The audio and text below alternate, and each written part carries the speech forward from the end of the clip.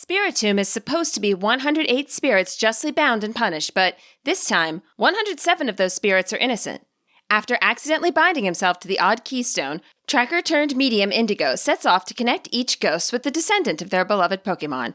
How will he recognize these Pokemon? Well, they might have a certain sparkle. This is Shiny with a Story. On today's episode, Indigo will be hunting for a shiny Carnivine. Let's see how it goes. Rain trickled from the eaves as Indigo held out a warm rice cake to his newly caught Alpha Vulpix. She sipped it tentatively. "Hey, Indigo." "What?" Indigo startled, and the cake fell to the ground, where Vulpix was more than happy to gobble it up. The greeter was a new stylist training at Arceus, and she cocked her head at his overreaction. "Sorry, just wanted to say you've got a, bold style choice there. Very nice." The woman pointed to her own elaborate hairdo and then nodded a quick goodbye. Indigo stood up and ran his hand through his hair, trying to figure out what she was talking about. He thought his style was pretty basic, but now... Wait, what was this? His hair was way longer than before, and it also seemed to be disregarding basic laws of physics. "What the?" he muttered when an elderly voice broke into his mind. "Hey there, Sonny, you gonna sit there scratching your noggin all day? Thought you were helping us sad spirits find our old Pokemon again."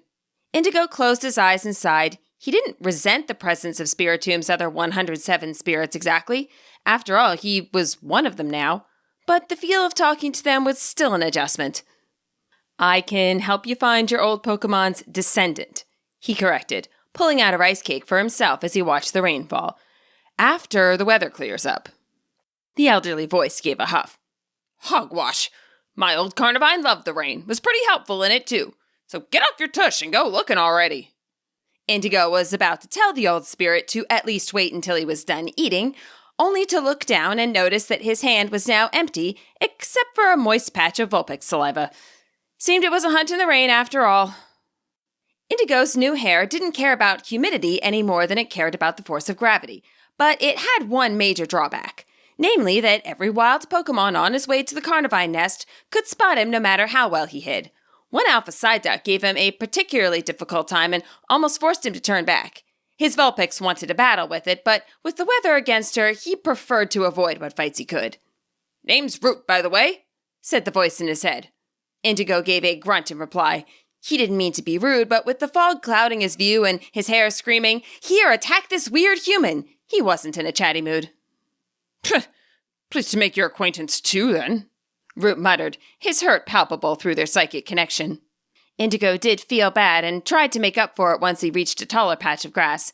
The thick blades were soaked with rain, and when he crouched down, they bent in as if to dry themselves on his Pearl Clan uniform. "Sorry, I'm used to being alone when I'm tracking." Root gave no reply. He obviously heard, but the hurt was still there. "So," Indigo continued, "when I found Prima's Vulpix, she was able to make it sparkle? I'm not sure how else to describe it." This time Root did answer, though he went out of his way to sound unimpressed. She used some ghostly power on your eyeballs, not that hard. Can do that if you want." "Well, it would make this quest a bit easier, so yes, please." No sooner had he said it, something glimmered to the side. He stole a cautious glance out of his hiding spot, and sure enough, there it was, a Carnivine that sparkled. Its leaves glowed, with a yellower shade than its fellows, despite looking just as healthy. Maybe even more so. "There she is. What a beauty of a descendant, eh? Now, run up beside her and she'll help you out." Indigo found this to be pretty awful advice, but he also wanted to make up for mentally pushing Root aside earlier. He tried the old spirit's approach, he really did, but each time he got near, the Carnivine lunged forward, forcing him to jump back. He lost his balance and fell smack on his behind. His soaked clothes were now even wetter and muddy to boot. Indigo at last lost his patience and made the catch. Then, at Root's insistence, he brought her out again and took one more step towards her. This time, he would not jump back. His muscles tensed, ready for another meet-up with the mud. Except it didn't come. She leaned forward. The raindrops pattered loudly above his head, cascading off Carnivine's wide, leafy maw. She grinned down at him and winked. "Oh, she's shielding me from the rain." Like before, Root said nothing in reply, but instead of hurt or rejection this time, Indigo could feel the man beaming with pride.